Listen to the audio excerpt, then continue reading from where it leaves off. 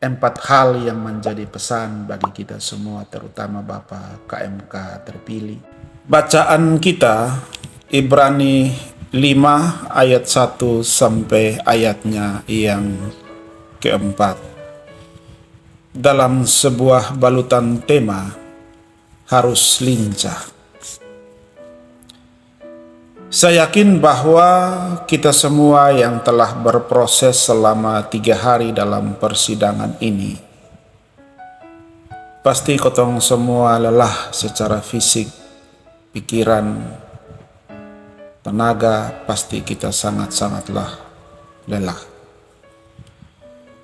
Kelelahan itu tidak saja hanya secara khusus dialami oleh kita yang duduk di dalam ruangan persidangan ini, tapi juga dialami oleh teman-teman panitia, ibu-ibu, bapak-bapak di dapur.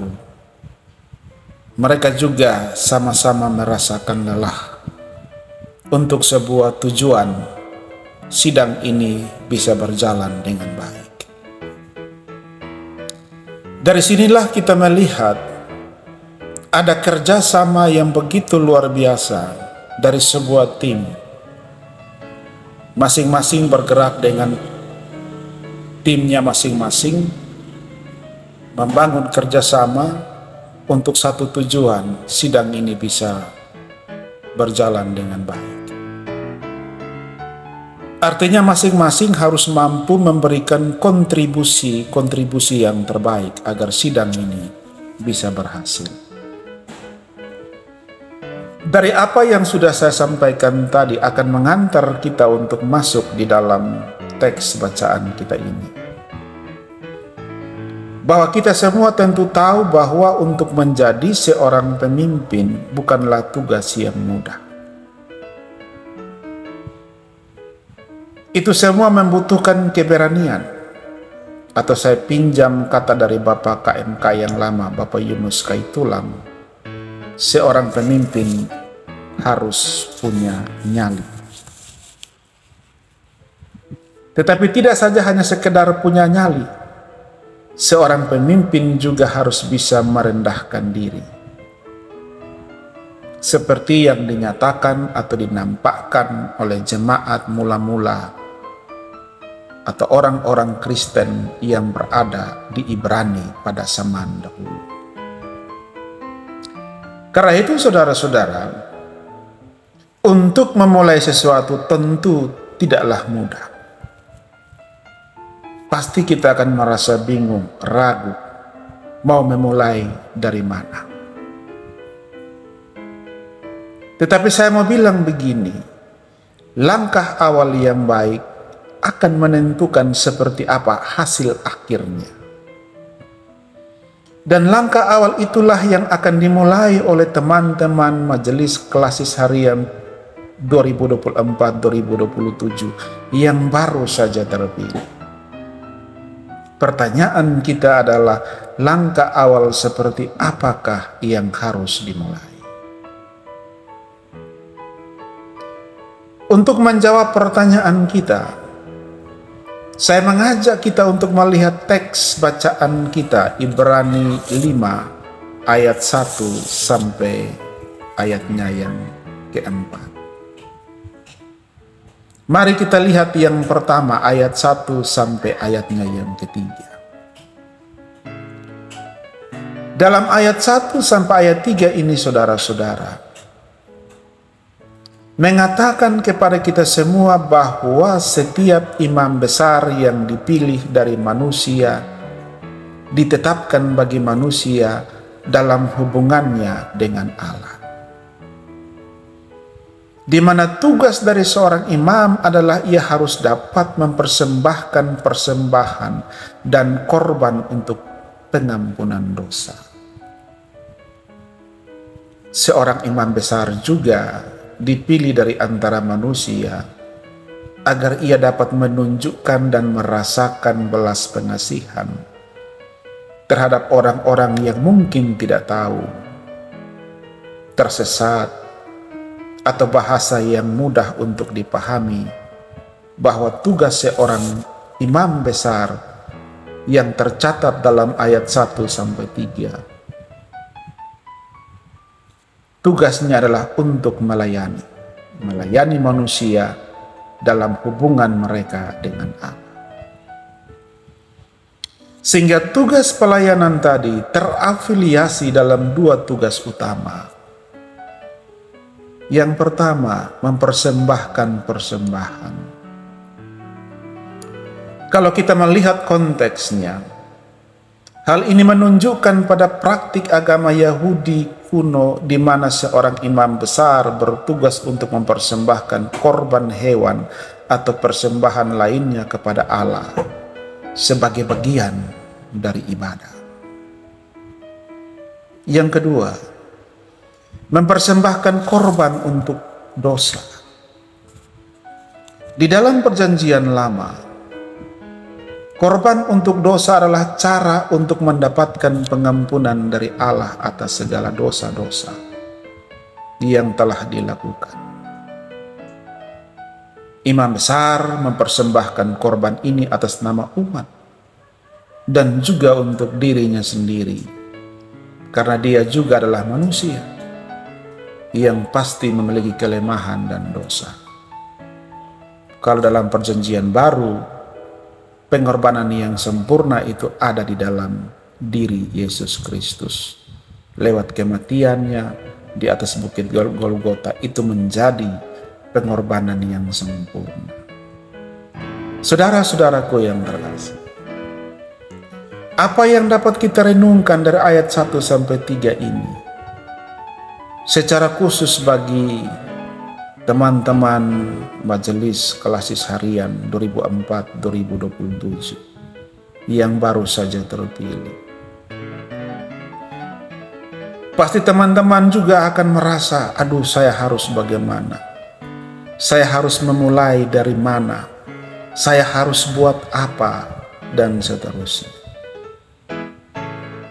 Di dalam pertanyaan-pertanyaan tadi, teks bagian firman Tuhan dalam ayat 1 sampai 3 ini, dia menggambarkan kepada kita semua seperti apa tugas-tugas yang harus dijalankan sebagai seorang pemimpin. Kalau kita melihat di dalam teks bacaan kita adalah harus mampu menunjukkan rasa empati kepada orang-orang yang dipimpinnya. Bapak pimpin 23 pendeta dengan ada 23 atau lebih jemaat dan mata jemaat yang ada di dalam Kolasi Sulamo. Rasa empati itu harus dinampakkan. Dengan rasa empati itu maka kita akan memahami kelemahan-kelemahan orang-orang yang sementara dipimpin. Dengan empati tadi maka KMK yang baru ini dapat membantu orang-orang yang dipimpin untuk sampai pada tujuan yang diinginkan. Karena itu di awal tadi sudah saya katakan, tugas seorang pemimpin itu tidak mudah. Tapi akan mudah jikalau dimulai dari rasa empati. Saudara-saudara yang terpilih, itu adalah sebuah kepercayaan. Maka saudara-saudara harus mampu untuk mempersembahkan korban. Dalam arti memberikan pengorbanan dan pengabdian untuk kepentingan orang-orang yang sementara dipimpin. Sehingga nats pembimbing kita tadi sudah dengan jelas mengatakan, janganlah memegang jabatan imam besar dengan ringan, tetapi lakukanlah dengan serius dan dengan rasa takut kepada Tuhan. Nats ini dia menjadi peringatan bagi kita semua, terutama saudara-saudara yang telah dipilih menjadi MKH 2024-2027 dalam Kolasi Sulamo ini. Kepemimpinan adalah tanggung jawab besar. Di dalam perahu yang saudara-saudara bawa untuk berlayar ini berisikan berbagai macam karakter-karakter orang dengan peran yang berbeda-beda. Seperti yang sudah saya gambarkan di awal tadi. Ada yang di dalam ruangan sidang, ada yang di dapur, ada yang jalan-jalan di samping gereja, ada yang duduk-duduk, tapi mereka punya peran masing-masing yang harus dirangkum, yang harus dirangkul oleh Bapak dong sebagai pemimpin untuk digiring mencapai kepada tujuan. Sebagai seorang pemimpin, saudara-saudara harus ingat bahwa kita melayani bukan untuk kepentingan kita, bukan untuk kelompok, bukan untuk mereka yang se-es dengan kita, tetapi untuk kepentingan orang lain dan juga untuk kepentingan Tuhan. Pendeta-pendeta dengan dia punya blok-bloknya masing-masing. MKH yang terpilih yang terbaru ini harus bisa merangkul blok-blok yang ada untuk membuatnya menjadi satu. Karena itu tugas seorang pemimpin sebagaimana yang sudah disampaikan di awal tadi.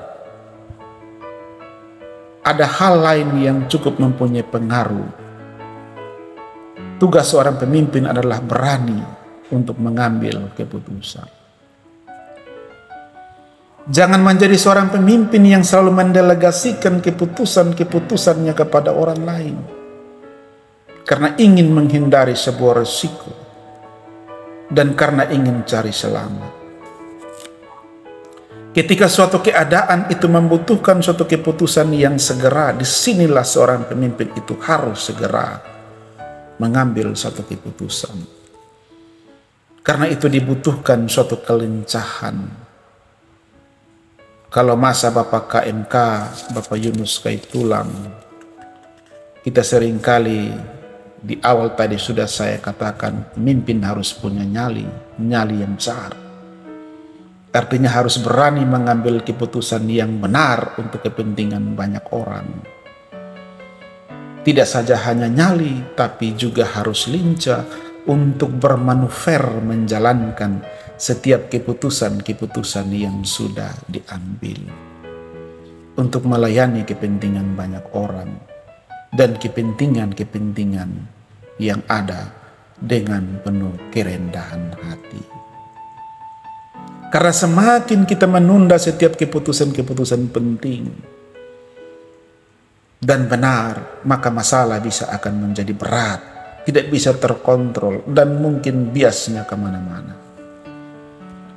Saudara-saudaraku yang terkasih, dalam konteks pemilihan kita, dalam proses yang kita lalui pasti ada kesalahan.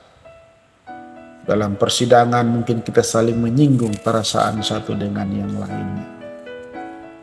Mari kita sama-sama memohon pengampunan dari Tuhan. Dan sungguh-sungguh mau bersama-sama melupakan semua dinamika yang terjadi. Dan berpikirlah seperti ibu-ibu yang ada di dapur. Mereka datang hanya untuk satu tujuan.